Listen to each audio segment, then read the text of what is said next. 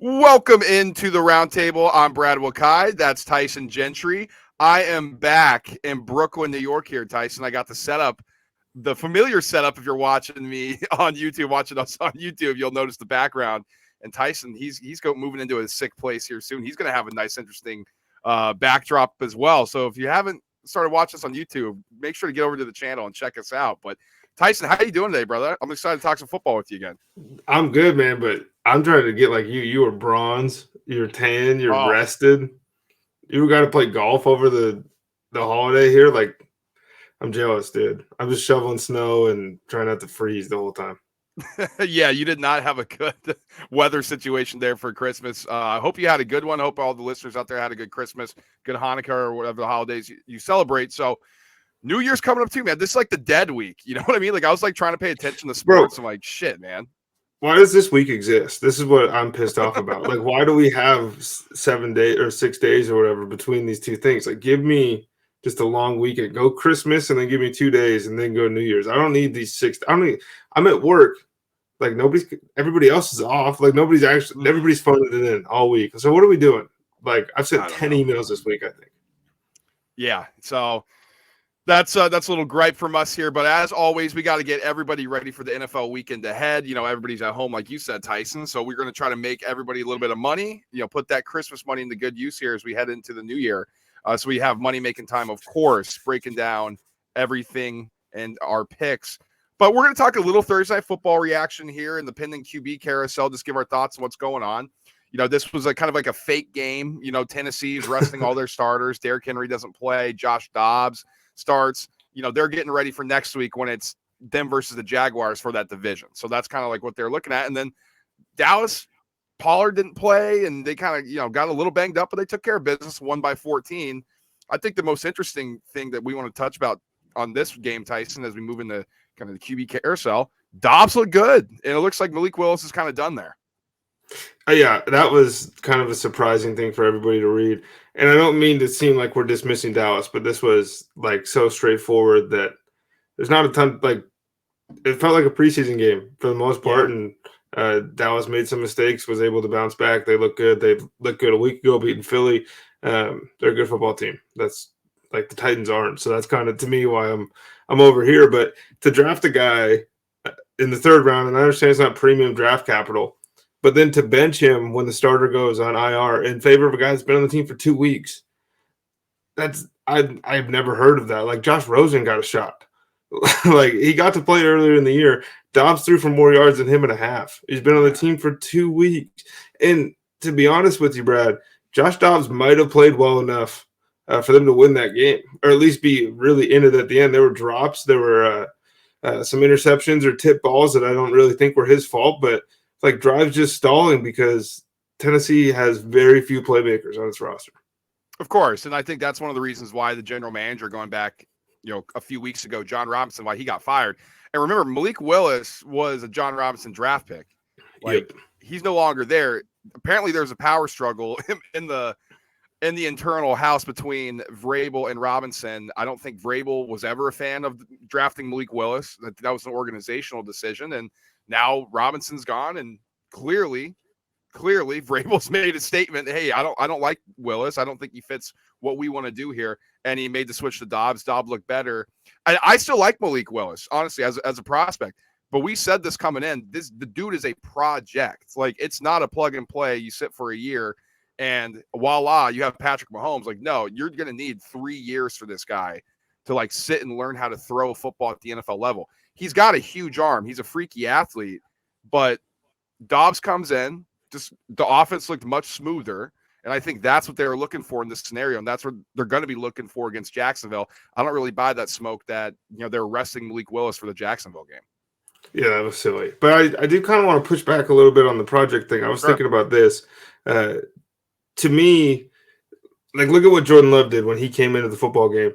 He sat for a year. That was a project, or 2 years or whatever. Now he looks good. Like he was accurate in college. He was a good college quarterback. Malik Willis was an explosive college football player. And I think he's more athlete than project. And I think like quarterback is just the thing that he's always played. But he's the freakiest dude in like every room he walks into, so he got away with it a lot of the time. And now I think at the NFL level, he's just going to be an in-between guy where he's stuck.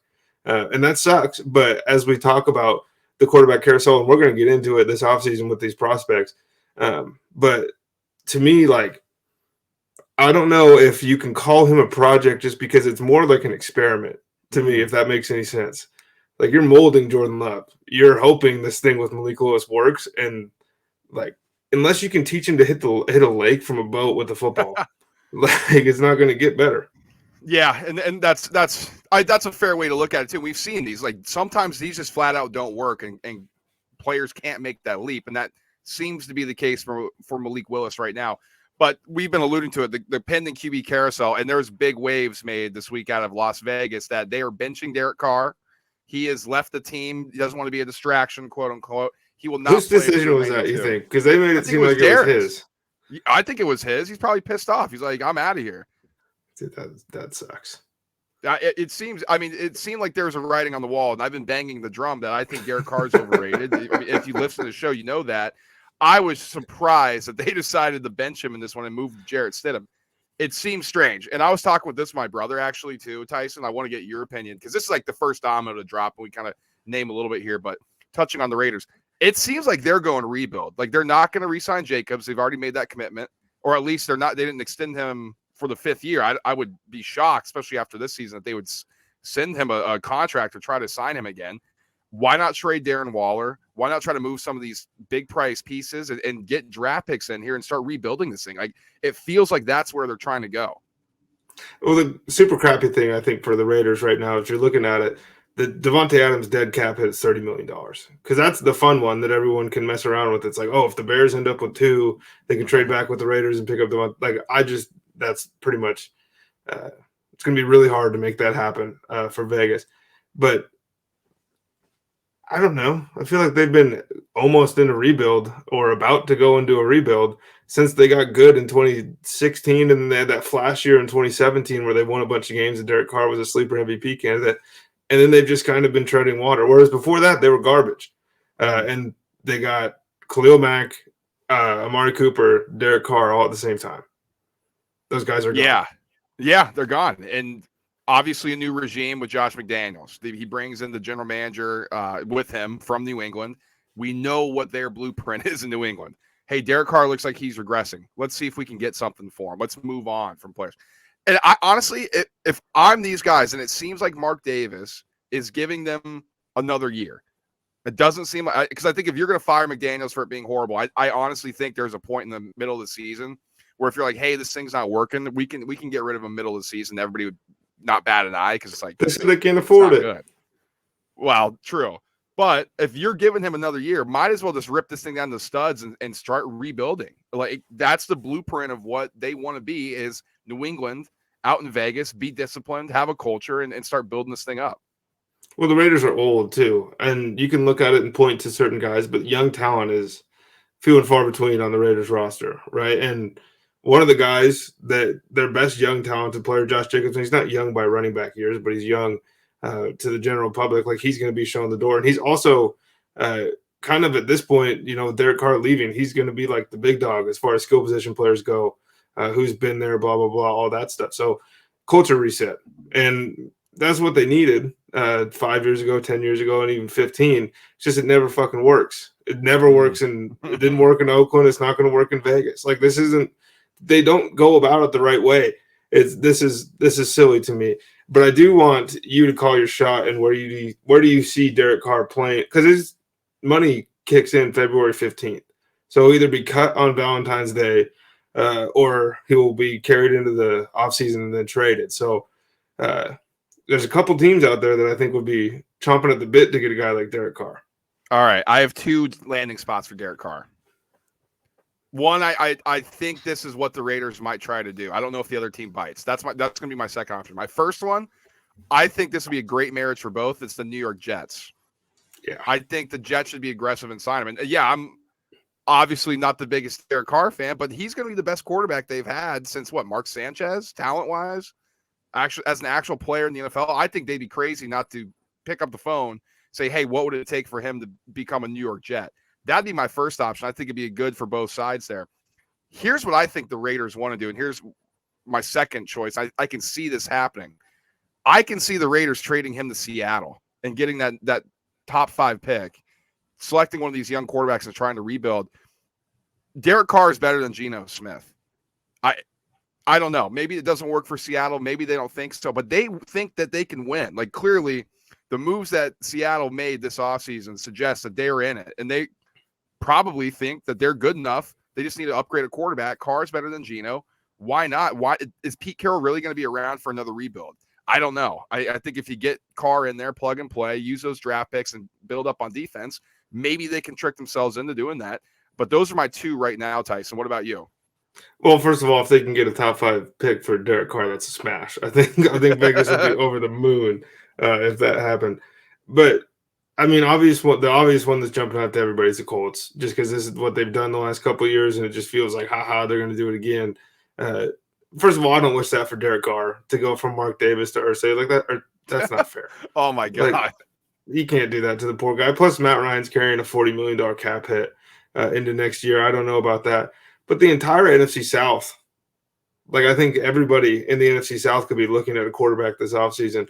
The Panthers tried it. Obviously, it'll depend on head coach and everything that gets figured out there this offseason. Nobody has a clue in the world who's playing quarterback for the Saints next year, and they have no money. So that one will be tough to figure out. Tom Brady, obviously free agent. We'll see what happens if he leaves and if the Bucs want to try to keep that thing rolling. It's going to be weird, but he's going to be the first domino to fall, and whatever he goes for is now the baseline for pretty much what everyone else is going to want out of their quarterback. So this is going to be a pretty important one as far as how the NFL is going to pull for the next 5 years. Yeah, I guess it is kind of crazy for me to suggest that Derek Carr could go for a top 5. Yeah, you're right. So scratch that one. Scratch that from the record. I don't know, though. You hate this guy, and then you're like, man, if they could get Jalen Carter. I'm thinking maybe if they package something together, but I guess why would Seattle do that after they just got so many assets back? So yeah, maybe scratch that one. That was kind of a harebrained thought when it happened. I'm like, I'm just going to keep this in the memory bank. But I think Jets for sure would be a great destination.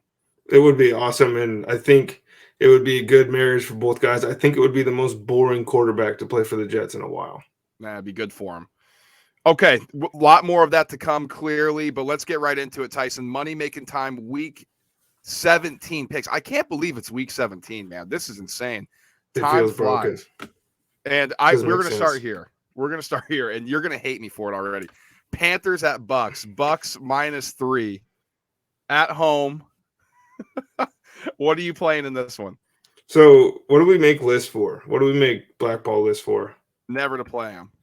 And what do you do every week? I'm stupid. And then after that happens, you're always like, I should have done that, huh?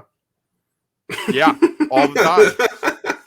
Broncos, dude, it's bad. I'm telling you, I'm like an addict to my blackball list. It's horrible. I'm going to get out of the way here and let you get to whatever you're about to do. But to me, this one is this is kind of a feel game, and I don't have a great feel for this one, but I will say to everyone listening, if you think the Panthers are going to win this game, they're +300 to win the division.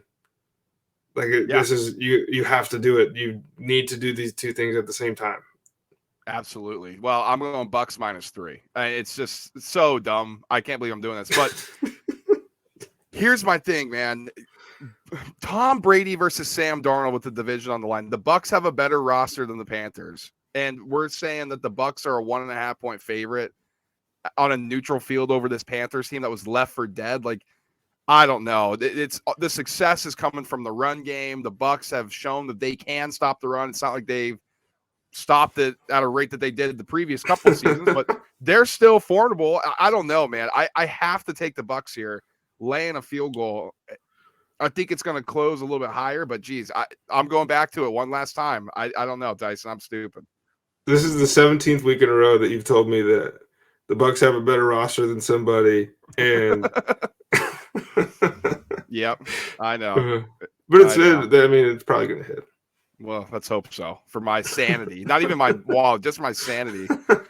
Browns at Commanders. Commanders, the 1.5-point favorite at home. Carson Wentz now taking back the starting job from Taylor Heineke as they're scratching and clawing to try to stay in the playoff picture here. Browns, it hasn't worked for Deshaun Watson recently. What are you playing in this one? I got Commanders -1.5. I don't Okay. really think the quarterback change is going to make a whole lot of difference as far as what they do on offense. Taylor Heineke's super cool and he's fun. Everybody loves him on social media and all that stuff. But numbers wise, the offense was more explosive with Carson Wentz under center. It's just, to me, like the Browns have been so disgustingly bad on offense since Deshaun Watson took over, and it's probably rust, right? If we had to guess, the guy sat out 2 years. But I had a question on the Browns here for you. Sure. What happens if they lose out? And like, what does Kevin Stefanski have to promise next year in order to keep his job? Because this thing, they suck on offense right now. Dude, they're bad. Like, it's bad. And, we're not big Stefanski guys here. Like, we've criticized him. We don't think he's very good. Though. He's a good coach. I think his offense is something to be desired for sure. Mm-hmm. But I don't know, Tyson, honestly. And I'm kind of racking my brain about that. Like, there's no reason why the Browns should be as bad as they have been. I mean, even with Jacoby Brissett, this is a freaking top third roster in the NFL. And their defense sucks. Like, there's dudes on that defense, and they suck. They get crushed. They get out physicaled every single week. The Commanders can do that to them. I'm not taking a play in this one. So I don't know if the Browns do lose out. And we know that ownership group and Jimmy Haslam is not very patient. Dude, you got to be pissed if you just guaranteed fully all this money to this guy. And then the offense looks like this. If you switched Russell Wilson to Deshaun Watson jerseys, people wouldn't tell the difference. And one of them is getting killed. Of course. Yeah, it's crazy. So no play in this one for me. I'm definitely going to be intrigued by this one, though. I want to know how it plays out because I think this is very telling for both franchises. Next one close to home here. Saints at Eagles. Eagles -6.5. They win this one. They wrap up number 1 seed. It's a big game for the Eagles. I know they tried to do it last week. Got a little unlucky, in my opinion, against Dallas. But this is a big game. They own the Saints pick next season or in the upcoming draft. This would be a big one to stick it to the Saints. What's your play in this? So this one hurts because this is the first time I think all year that I'm going to do this. But I think the Saints cover 6.5. I think the Eagles win the game. Okay. But that was essentially worst case scenario for Philadelphia a week ago. They go out, they lose the game to Dallas, which obviously wasn't great. Backup quarterback and all that stuff makes it a little easier to cope sitting here as an Eagles fan. But it was kind of a body bag game, man. Avonte Maddox goes out, and he apparently a fairly significant turf toe injury is going to hold him out for quite a while. Lane Johnson, abdominal injury, and he's not going to have surgery in order to try to play. But we still don't know if Jalen Hurts is going to play. We have Reed Blankenship and Josiah Scott patrolling the secondary, which was the number 1 pass defense in the league by yards. And then you start throwing undrafted free agents out there, and it looks a little different. And it doesn't look as intimidating. Chauncey Gardner-Johnson still hasn't been activated from the IR. I think the Eagles can score enough to win this game and prevent the Saints from beating them at the end. But to me, as an Eagles fan, the only way that I'm going to feel good about what happens in this football game is if the Eagles defense pops off. If they go back, they retake the turnover margin lead in the NFL, and they might get a touchdown or two themselves. That's the only way I'm going to feel good. Well, I'm going Manu, and this is my play of the week here. I love the Eagles -6.5 here. Anything under a touchdown. I like fading dome teams in the weather. And last week, obviously, the Saints won in that crazy weather game. But the Browns were awful. And we watched that offense. It was a joke. The Eagles are way more potent on offense than the Browns are. And Taysom Hill's not going to be able to run roughshod over this Eagles defense like he did against the Browns. That's just not going to happen. So there's just nobody on the Saints offense that scares me enough, even with the hurt Eagles secondary, that makes me quite honestly nervous enough to not play the Eagles here. I think people know, and the books know, the Eagles are banged up. I don't think it matters. Like, Gardner Minshew is a very, very capable backup quarterback. We saw that last week. There were a few mistakes. The Eagles flat out own the Saints in recent years, though. Like, they kicked their ass.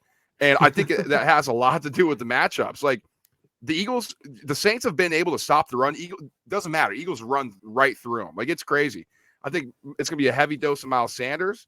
I think even if it's Gardner Minshew, he's going to be able to play action, throw the ball to their weapons. And if it's Jalen Hurts, that adds another element to that. And I understand the numbers without Lane Johnson, and the Eagles haven't been as good.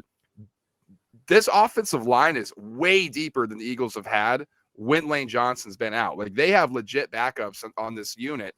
And I love the Eagles here at home. They are playing for something. This could be a let's get right here. We're motivated, and we know Nick Sirianni does not like to lose football games, especially back-to-back. I love this one at home to wrap it up for their fans, be the number 1 seed, and get right here and go celebrate, and then rest everybody in week 8.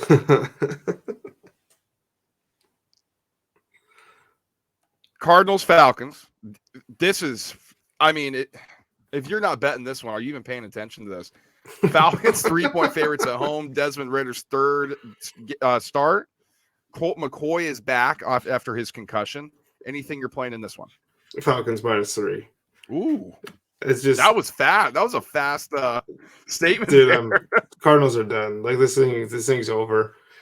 Everything they had went into a week ago. Like that was, or was that was Christmas Day? Yeah, right. And they sucked. They put everything they had into that game, and they stunk. And I know it was Trace McSorley and whatever. The Falcons still, like, all this game is for draft positioning. And I think that the Cardinals suck so much worse than the Falcons that they're going to be able to lose. And I also just don't think the Falcons – Arthur Smith doesn't strike me as the kind of guy who would lose a game to an inferior team to improve his draft odds, because he hasn't done it since he's taken over. And I think maybe a little parting gift from Cliff Kingsbury on the way out. If anything, I'm looking at the over here, 42.5. Colt McCoy can run that offense pretty efficiently. These are two of the worst defenses in the NFL. Oh, yeah. I mean, the Falcons are the last ranked and the Cardinals are the 30th ranked. Like, it's bad. 42.5 seems low, especially in a dome. Ritter can sling it a little bit. I mean, he's not accurate, and I don't think he's very good. But do you have to be good when you're facing the Civ unit that the Cardinals run out there? Like, it's bad. So, nothing official for me yet. I may look at a team total for the Falcons. Not enough to make me bite right now, so nothing official for me in this one. Jags -4 on the road at the very feisty Texans. Now, Tyson, I got to say here, the Texans should have won the last 3 weeks. Like, they should have beaten the Cowboys. They should have beaten the Chiefs, and they won last week. And you know what would have happened if they would have won all 3 of those games? You know who would have had the worst record? The Bears, who I was holding a ticket for. Oh, God, what a heartbreaker for me. So it can still happen. I don't think so. I don't think so. But maybe. If Houston wins and Chicago loses, now we have, I think Bears get the number 1 pick. I think that's where we're at after this week. And to me, that's why this is like the play I think everybody should be on, and I'm probably going to look stupid. This is everybody being real excited about the Texans. And they look good. They got it out their system. I think that's what it was. We got to win one of these. Like, we got to. Because now and I understand the situation in Houston, and I understand a lot of staff members might not be around for as long as we initially thought when they got hired at the beginning of the season. But it doesn't look like anybody important is going to lose their jobs in Houston. And those guys would love to have the number 1 pick. And so to me, if this was 3 weeks ago, this line is 12.5, right? If Houston looked more like themselves, I'm of the opinion that the last 3 weeks were more of an anomaly, and it was just like people being, we're going to roll the Texans. And they show up and they play. And I think they got the win out their system, and they're still not a very good football team, no matter what the last 3 weeks would have you believe. Meanwhile, the Jaguars are trying to win a division here. I think Jags -4 is an easy play. Wow.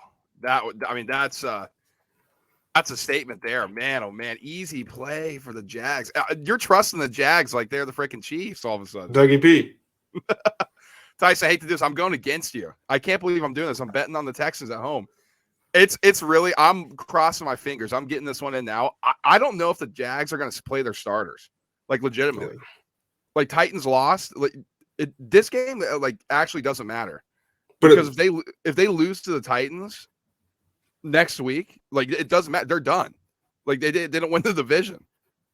So but the Texans lose a shot at Bryce Young, CJ Stroud, or whoever else that they want. That's my angle here mostly. That's fair. That's fair. But the organization may want that. I don't know if the players or Lovie Smith are thinking like that. They just got their first taste of victory again. These boys might be fired up. What happened after the last time they won a game? Right, we lost 8 in a row. That was early in the season, and you know who they beat though? The Jags. They match up well against the Jags. They always have. Now you got to go down into Houston. The Jags are flying high. I'm just waiting for this roller coaster. It's coming down at some point, Magic Mountain style, baby. It's climbing. We got to see some Jacksonville. Maybe Jags can win by 3 or something. I don't know. I hope Houston wins so I can freaking cash this Bears ticket. You can hit your money. Texans +4 for me. I'll probably be pissed at halftime. That's probably something. That's what I'm hoping. Bears at Lions. Lions land 6 in a divisional game. Big number for the Lions. Are you doing anything in this one? No, this game sucks to me. As far as like the betting line goes, like 52.5 sucks, +6 sucks. The money line numbers stink. As far as I'm concerned, like this was, and we didn't get to do a show last week because it was holiday stuff, but it was that the most predictable outcome maybe of all time. Like the Lions were going to Lions. Everybody in the world thinks. Well, everybody was saying Lions going to line. Like, I don't know. They won like 6 in a row. Like, it's okay for them to lose a game, Right, but this was everybody in the world the day before Christmas is saying the Lions are about to win this game and put themselves into a wild card spot. And they come out and get ran all over. I think that we're going to see a lot of Justin Fields running the football because he himself said he's aiming for the record. So I think if you're in a fantasy football championship this weekend, you're probably pretty happy if you have Justin Fields. I think the Lions can score enough points to put the Bears away. It's just Bears have been feisty lately. Like they looked good for way longer in that Bills game than I thought they were. I was going to say 3 quarters, but that just wasn't true. But better, they've been better than I thought they would be. And I wonder a little bit about Detroit as far as coming back to earth here. Here's my angle. Lions at home. Lions team total over 29.5. They might score 50. Like legitimately. I think this is too low. They should be. I think if they said at 35 or 34.5, I'd still take the over. The Bears' defense is horrible. I mean, the Bills sleptwalk for the entire half. They ended up putting a big number on them. Lions, they want to make a statement here. The reason why I'm not touching the spread is because Lions don't cover big spreads. I think the over is a safe play here, but screw it. I mean, if the Bears actually just suck, which kind of seems like they do, and the Lions for some reason, like maybe last week was an anomaly, and they somehow shut down this offense, but they're going to score at home. Like we know that, and this Bears defense can get lit up, and I think the Lions want to make a statement again. This offense is going to hum. Lions team total over 29.5. I absolutely love this play. Please throw the ball to Jameson Williams. 1 target. He got the ball once. I know. That's my boy. Dolphins at Patriots. Teddy Bridgewater is going to be the starter here. Tua Tagovailoa out with a concussion. The Patriots coming off 2 heartbreaking losses. The lateral that was turned for a touchdown in Vegas, and then the fumble on the 5-yard line to lose the game against the Bengals. But Patriots are still 2.5-point favorites at home. Are you playing anything in this one? Do you know how fucking good Ramondre Stevenson has to be to have these 2 things happen to him back to back, and then Bill Belichick go into a press conference and say, "No, well, it wasn't his fault. I'm not gonna second guess him. He's cut guys for less. He's traded better players for less. Like he loves this dude." And no, to me, this game reeks because there's Teddy Bridgewater. We got to see for a little bit, and then we got to see for a play because remember he went in and got concussed earlier in the season when he stepped in for Tua too. So don't really know what we're going to get out of the Dolphins offense. And week to week, we have no idea who's showing up on the Patriots. This is just going to be the game that you have on in the background to listen to the announcers talk about Tua's health because that's all. That's the only storyline I think people are focused on. Yeah, I'm not playing anything in this one either. Nothing official, at least for me here. Next game, Broncos at Chiefs. Chiefs 12.5-point favorites at home. Nathaniel Hackett fired officially by the Broncos. Chiefs aren't very good covering the number at home. Anything you're playing in this one? No, I would love. I mean, tease it down. I'm not touching the 12.5 number. It's just too big. But I want to so badly believe that the classic trope of a team who fires their head coach is going to come out fired up, and it's going to be close for 3 quarters, and then the Chiefs will end up winning the game because that's how these things go. But Denver looks like they're out. And now they're sending tweets out like Garrett Bowles, Jerry Jeudy. All these guys are firing tweets off about how much they love Russ. Where were you 5 weeks ago? Where were you 8 weeks ago? And he's getting made fun of for doing high knees on the plane. Like nobody liked it. Like nobody thought, hey, we should protect him. Now it's like Brett Rypien played, and this dude is way worse. Like we were wrong. Sorry, Russ. Like that's the only thing I can think of, man, because this thing sucks. And then to fire Nathaniel Hackett, which like we saw coming, but to promote the clock management guy to the interim position, and that's what Nathaniel Hackett was maybe worst at. We just assumed that the Walmart owners, the Waltons, were going to be good NFL owners. We might be really wrong. Well, maybe. I mean, I don't know. I mean, there's a funny story about the Penner guy just lucking into this thing with his relationship with the Walton, which we can tell for another day just because I don't know if people are interested in listening to that right now as we go through our picks. But we'll see. I mean, the dude's a huge football fan, and he clearly he's involved. And so we'll see. I think there's going to be major changes. They didn't hire Nathaniel Hackett either, this ownership group. So they're clearing in-house. We'll see, though. I mean, you never know. These rich guys, they think they know everything in a certain aspect, and then they get into another business, and it doesn't go well. So we'll see. Nothing official for me either. I think if anything, I would play the Broncos. I can't. Like, I can't play the Broncos again this season. Like, I just can't do it. They're actually on the list. Like, they're actually on the list. Like, it's beyond the blackball list. Like, I forgot this game existed. Like, I just erased it. So nothing for me here. Colts at Giants. Now, I still think it's Nick Foles, right? It's Foles. It's not going to be Ellinger. It's the rumor. Okay. That's the rumor. Well, Giants 5.5-point favorites at home. It seems light. I mean, the Colts were just so bad last week. Giants haven't played as well at home recently, though. But I don't know. Dome team Colts coming out into the weather in New York. Anything you're playing? Well, this is like I love the -240 money line on a parlay ticket. Okay. Like that's something I'm really interested in. I lean Giants -5.5. But the Jekyll and Hyde nature of the Giants at this point in the season, it could be, for all we know, this could be 17-14 before the Giants go down and score a touchdown, win this thing by 4. Like that seems to be how the Giants want to play things these days. But like the Colts are so bad, and the over/under here, like it seems enticing on the surface when you look at it and you see 38.5. And then you have a really hard time finding 40 points in this game. Like, this is nap time. Oh gosh, I'm not watching this game. Yeah, no interest for me on either side here. Colts, I mean, they're a dead team. And remember Jim Irsay, what a clown show. Oh, we told you guys the Saturday, and they haven't won a game since. Like, dude, shut up. Like, it's just ridiculous. So, nothing for me here. Now, I do have a play in this one. Jets 1.5-point favorites on the road in Seattle. Mike White is back, cleared from his rib injury. Seattle's come to earth a bit. Anything you're playing? Well, you said it, baby. Mike White's playing. I'm with the Jets -1.5. Let's go. It's actually curious to me, and I know everybody's piling on Zach Wilson, but I haven't gotten a chance to do it, so I want to do it too. Like most backup quarterbacks make the offense like a little worse, and those are like backup quarterbacks. And then the third string quarterback comes in, and it's like, oh, they can't move the ball at all. When Zach Wilson's in the game, this Jets offense is actively so much worse than even when Joe Flacco is playing, when Mike White's playing. Like, it neuters everything they want to do. Like, he's broken. And, like, that part stinks because this is a guy I wanted to watch run around, throw the ball, do all this crazy shit. I don't know. Like, he's no longer a project, right? If that's what I'm saying. Like, this dude it just didn't work. Like, I don't know if you can save this. I don't know either. And I like Zach Wilson. It's just not – he's done in New York. He's bad. He can't play. I don't know if it's just the system. I don't know what it is. But, dude, he sucks. Like, he's just not good enough to play at this level. I'm with you, Jets -1.5. Mike White's bad. This team plays for Mike White. This defense is good enough to shut out Seattle. Like, now without Tyler Lockett, they can just throw their best corners at DK Metcalf and just say, good luck, somebody else beat us. They can stop the run with Kenneth Walker, turn Geno Smith into one-dimensional. Come on. I mean, I love this pick. Jets -1.5 on the road. 3-point better on a neutral?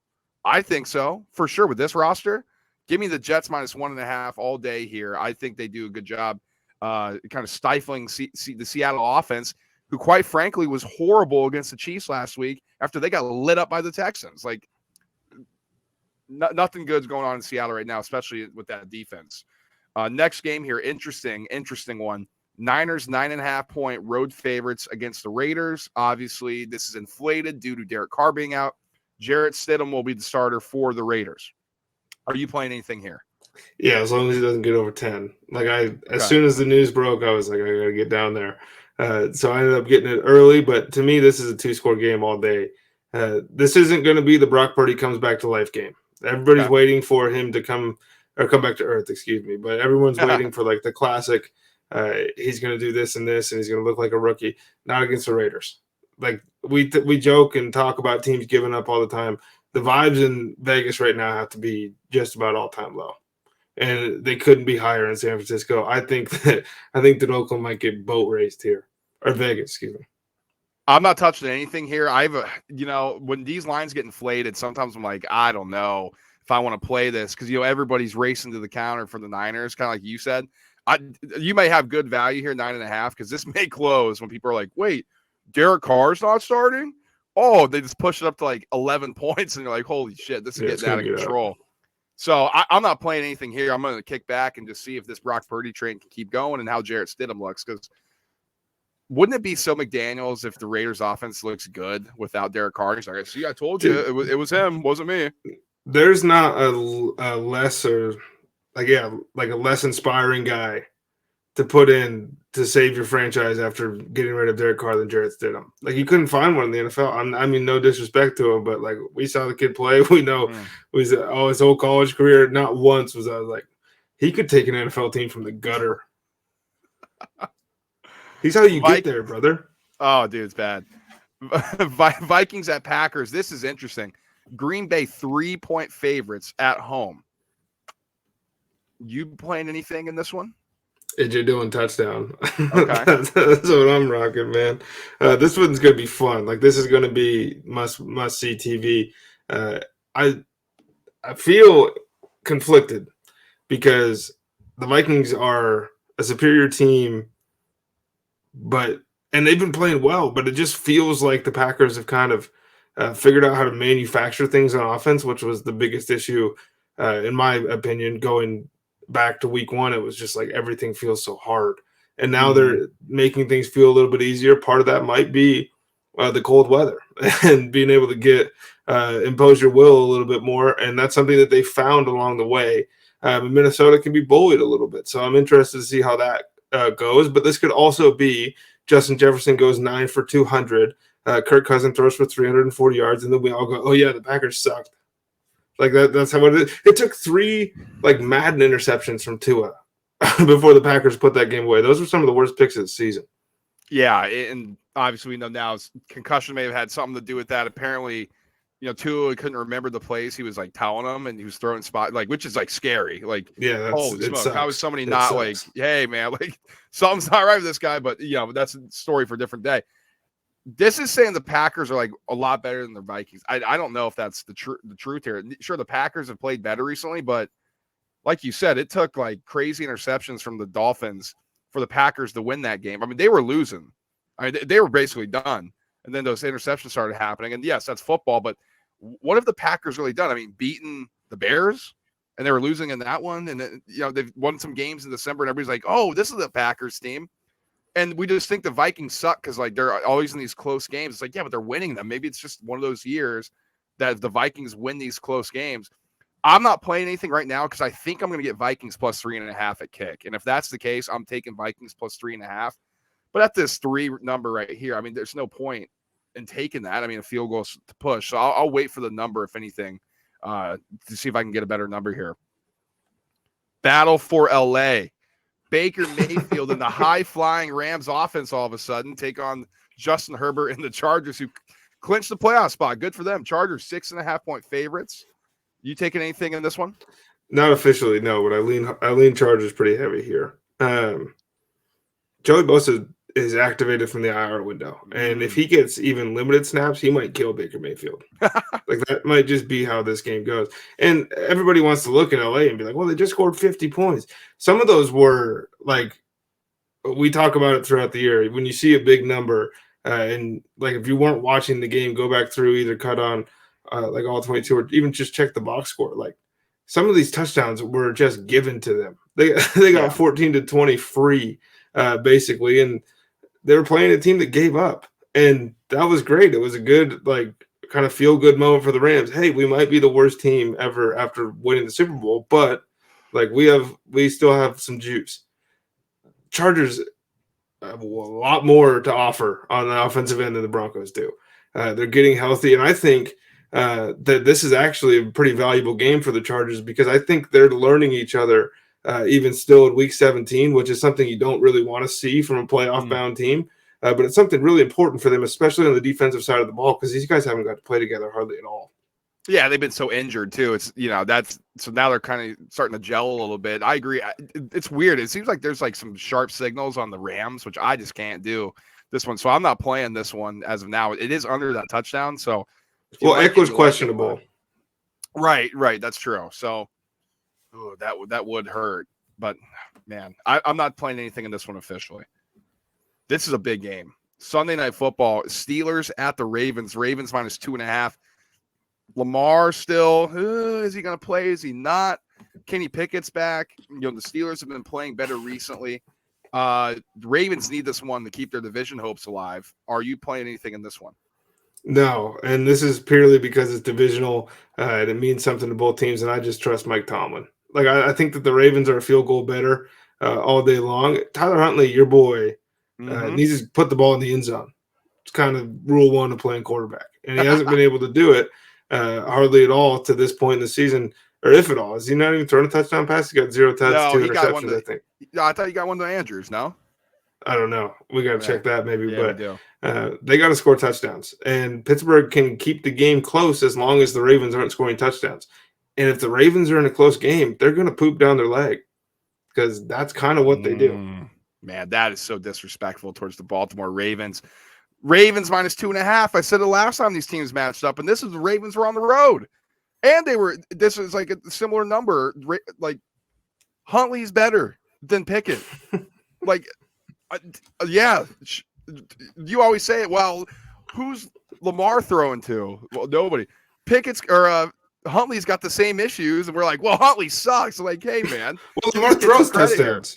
Lamar's still getting in the end zone. I like the Ravens here. They have a ton to play for. Obviously, the Steelers do too. They have a shot. If they win out the last 2 games, it preserves Mike Tomlin's never had a losing season streak. This would be so sweet for the Ravens, though, to end that streak on Sunday Night Football in front of America.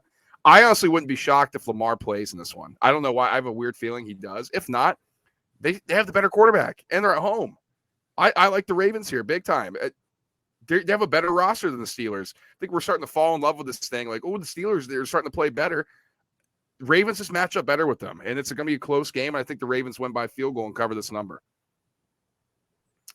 Okay, last pick. Huge game, huge ramifications here. Monday Night Football, Bills at Bengals in a major playoff kind of preview matchup. Bills 1.5-point favorites here in FanDuel on the road in Cincinnati, who just can't stop covering games. Like, that's just what they do. It's insane. I think I know where you're going with this one, but what's your pick? I mean, this is what it is. This is the best team in the AFC, and you're giving me 1.5 at home. This is Bengals. This is a smash to me, and I understand the hesitancy. The Bengals have been the best team maybe in fucking football over the last month and a half. Like, they're playing really well. They're kind of finding themselves on offense. It's going to be interesting to see Joe Mixon today because I think – or Sunday, excuse me, or Monday night. Jeez Louise. I think that's going to be pretty indicative of their playoff success because they haven't really been able to get him rolling outside of one game. And I know Zach Taylor keeps pointing, he scored 5 touchdowns. It's like, yeah, but that was a long time ago now. And you guys look better with P. Ryan out of the backfield, frankly. But I just really like what's going on in Cincinnati. And I just think that Joe Burrow doesn't lose games like this. And I haven't seen him lose a game like this basically since his junior year in college. We didn't really get to see him much his rookie year in the NFL, tears his ACL. Since then, right, the only guy he's lost to pretty much of the elite hierarchy is Herbert. And that was a meaningless game early in their career. To me, Joe Burrow wins the game. Well, I mean, come on, brother. But I got to get my boy in there. Yeah, you got to throw him something. I mean, he might have lost to Derek Carr, too. He might have lost to Huntley. I don't know. I just think the Bengals are better, man. I think the public's slow to this. I really do. I may be a schmuck. Bills money line here, minus 116. Here's just my reasoning here. I mean, this is a huge game for the Bills. Their offense has played better the last 2 weeks than they have since the very beginning of the season. who are their opponents. Not really great. This will be the best defense they've faced in a while here. But the Bills get up for these big games. Like these big ones, like they're focused. Allen's focused. It looks like the team's focused. The defense has been playing better than they've had. I think losing Von Miller, they're like, oh shit, what do we do? They're starting to figure this thing out, especially with Trey White back. They're starting to figure out what they want to do in that secondary again. I think the Bills want to make a statement here on Monday night. They win this game, they pretty much wrap up the 1 seed, and everything has to go through Buffalo. I'm also fading the perception here. Now, everybody knows that the Bengals cover. Everybody knows, the Bengals just, like you said, they win these games and Joe Cool. And it feels like this is just one of those games where the Bills say, hey, we're the bad boys on the block, and they're going to try to come smash them. I don't know if that happens, but I'm going to roll with the Bills here, trying to keep up their dominance in the regular season. Now, when it comes time to the playoffs, Tyson, maybe I'll be on the Joe Cool side. I'm not sure, but in this one, I'm rolling with my boy Josh Allen. Hey, man, Joe Burrow's put a lot of money in my pockets over the last 4 years. I gotta stick with it. Oh, of course. You got to do that. 3 mano-y-manos, I think. Yeah, this might be a record. I know. Now, you've been kicking my ass in the mano-y-manos in college. I'm hoping I can still keep the NFL slate my way, but oh, man. Speaking of college, we're about to hop into a college football playoff review here after this.